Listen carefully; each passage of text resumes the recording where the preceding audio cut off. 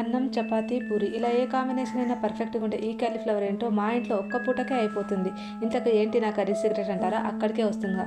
ముందుగా కాలీఫ్లవర్ అలాగే ఒక 2 చిన్న పొటాటోని తీసుకొని చిన్నగా కట్ చేసుకొని ఒక 70% ఉడికించి పక్కన పెట్టుకోవాలి. ఇప్పుడు గ్యాస్ స్టవ్ ఆన్ చేసుకొని కడాయి ఉంచుకొని ఒక 2 స్పూన్ ఆయిల్, జీలకర్ర, ఆవాలు, ఆనియన్స్, అల్లం వెల్లుల్లి పేస్ట్, పచ్చిమిర్చి, 2 ఎండుమిర్చి అలాగే కరివేపాకు కూడా వేసుకొని మంచిగా ఫ్రై చేసుకోవాలి. ఇవన్నీ మంచిగా ఫ్రై అయిన తర్వాత ఒక్కటే చిన్నగా కట్ చేసుకున్న టమాటా వేసుకొని మంచిగా ఫ్రై చేసుకోవాలి. ఇవన్నీ మంచిగా ఫ్రై అయిన తర్వాత ఉడికించి పెట్టుకున్న కాలీఫ్లవర్ ముక్కలు కూడా వేసుకొని మంచిగా కలుపుకోవాలి. ఇవన్నీ మంచిగా కలుపుకున్న తర్వాత కొంచెం పసుపు, ఉప్పు, కారం వేసుకొని మంచిగా కలుపుకోవాలి. ఇవన్నీ మంచిగా కలిపిన తర్వాత ఒక 5 మినిట్స్ పాటు మూత పెట్టి పక్కన పెట్టుకోవాలి.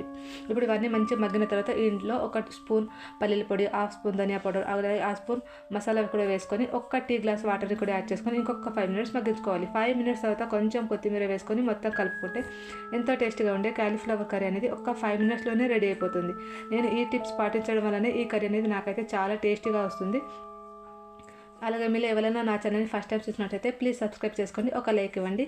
నా ఛానల్ కనుక నచ్చితే మీ ఫ్రెండ్స్ అండ్ ఫ్యామిలీకి షేర్ చేయండి. Thanks for watching.